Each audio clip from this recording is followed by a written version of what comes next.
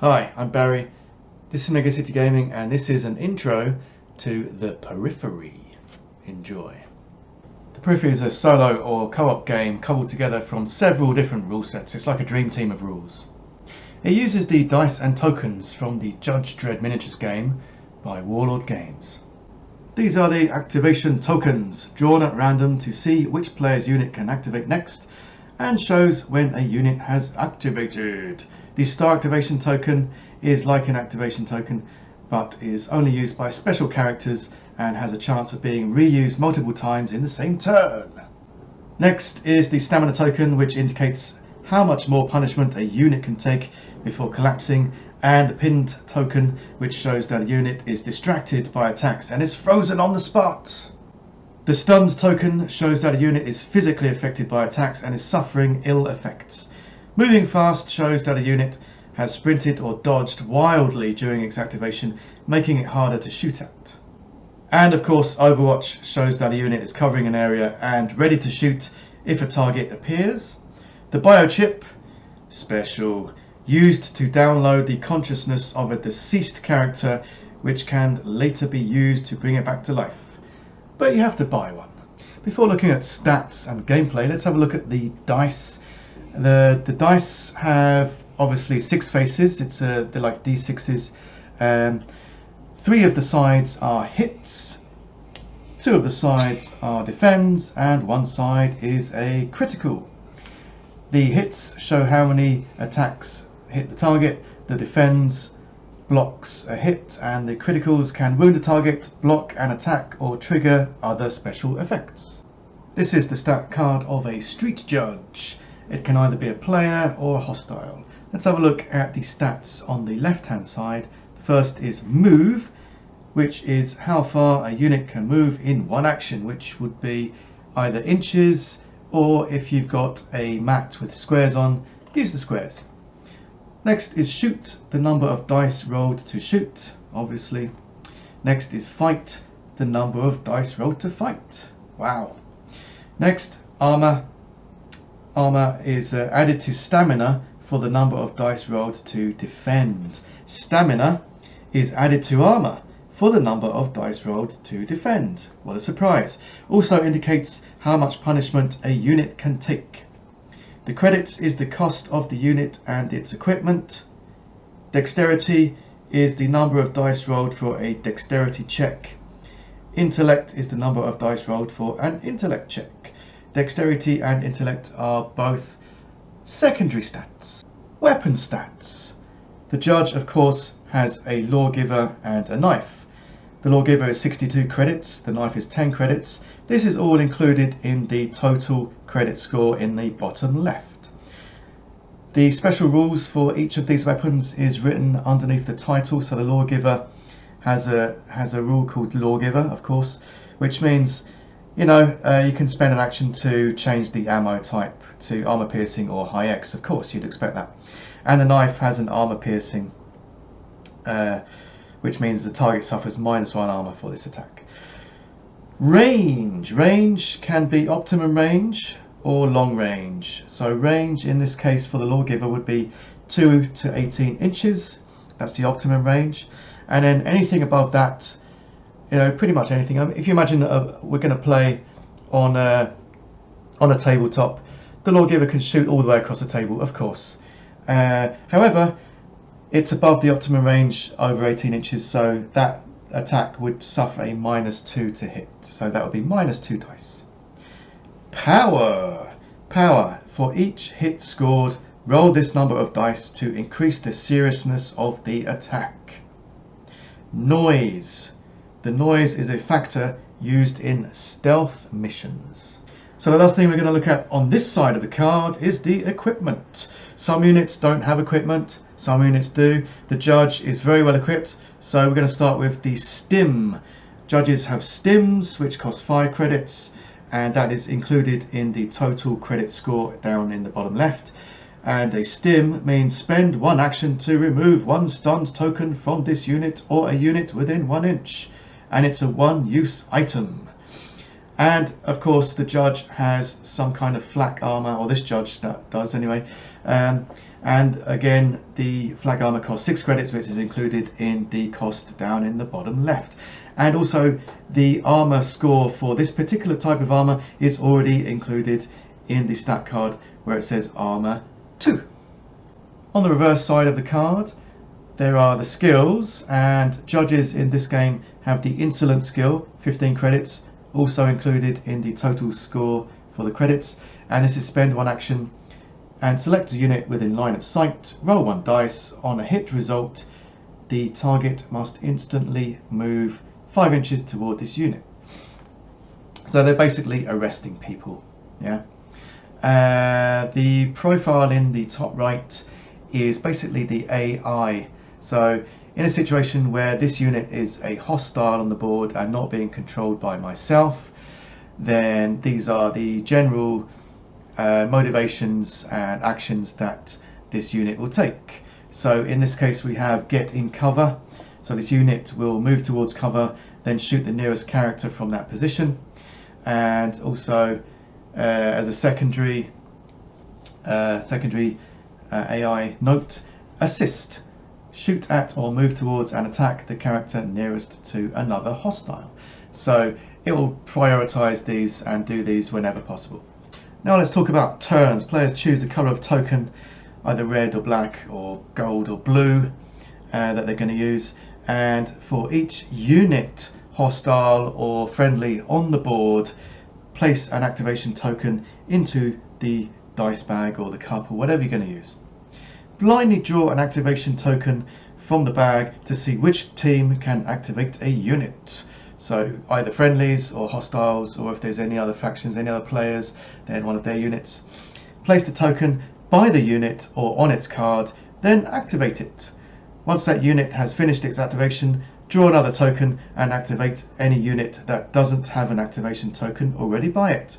Repeat this process until the bag is empty and the turn is over. Star activation tokens. Some more information.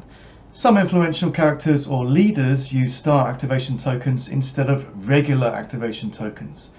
When a star activation token has been drawn, it can be used to activate any unit in the team as normal. However, after the unit has finished its activation, it may make a dexterity or intellect check to put the token back into the bag. Choose the higher value of either dexterity or intellect for the unit just activated and roll that many dice. If any of the dice show a critical result, then place the star activation token back into the bag. This token can be drawn again, used by any unit that doesn't have an activation token already by it, and the test taken again.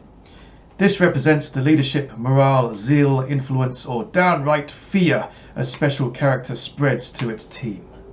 During a unit's activation, it can spend 2 actions to do any of the following things. Move, 1 action. Move the unit up to its move value in inches or squares. The unit can move in any direction on a flat surface.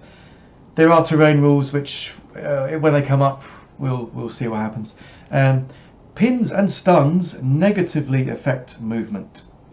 If a unit moved twice in a row, place a moving fast token by it. Remove this token before taking another action. Hit the deck, 1 action. A unit can hit the deck to make it harder to hit from ranged attacks. However, this also pins the unit. Ranged weapon attacks against this unit suffer a -1 penalty, i.e. the attacker rolls 1 less dice to shoot. If the unit is also in cover, the ranged attack penalty stacks to -2, i.e. the attacker rolls 2 less dice to shoot. A pinned unit cannot move and suffers -1s to its shoot and fight stats. Remove pinned token, 1 action. A single pinned token can be removed by spending 1 action. Interact, 1 action. Spend 1 action to pick up, put down, open, close, or pass objects to another unit. The object or unit must be within 1 inch to interact with it. Shoot, 1 action. Fight, 1 action. More details in a bit. Overwatch, 2 actions. If a unit isn't pinned and has a ranged weapon, it can spend 2 actions to cover an area within line of sight and weapon range. Place an Overwatch token by this unit. When any hostile unit ends or begins its activation within range and line of sight of the Overwatch unit, the overwatching unit can immediately make a shoot action against that unit. Remove the Overwatch token after resolving the attack. If the unit still has an Overwatch token at the beginning of the next turn, the unit can remain in Overwatch and its activation token does not go back into the bag. Charge! 2 actions. Combine a move action and a fight action to gain a bonus of +1 power to the attack. The target may have a chance to react by running away or shooting at the charging unit. Recover. 2 actions. Spend 2 actions and try to recover. Roll the number of dice equal to this unit's current stamina. If any of the dice show a critical result, remove a single stunned token. Let's talk about shooting. Choose a unit within range and line of sight. Apply any range modifiers to the unit's shoot stat. Check to see if there are any other modifiers that apply. So target in cover is -1, target in hard cover -2, target pin -1, target moving fast -1. After applying all modifiers to the shoot stat, roll this number of dice. If any critical or hit results are rolled, the target receives a pinned token. Count the number of hits.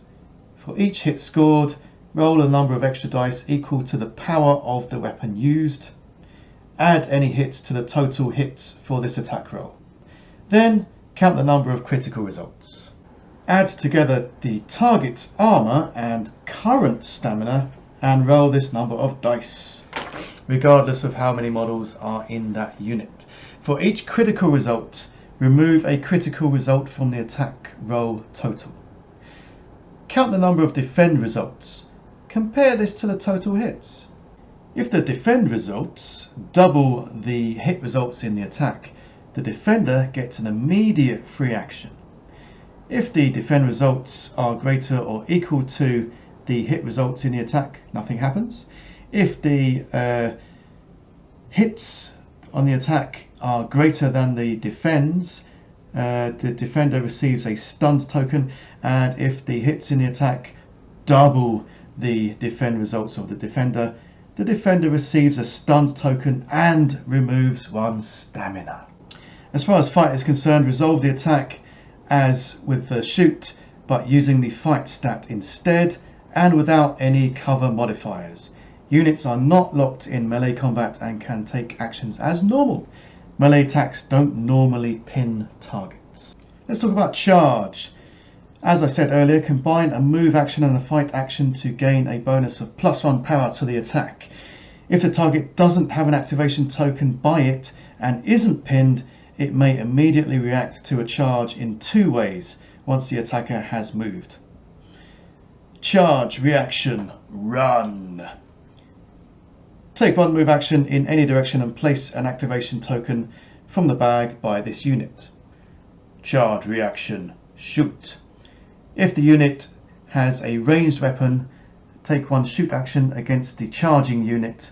Place an activation token from the bag by this unit. Pins.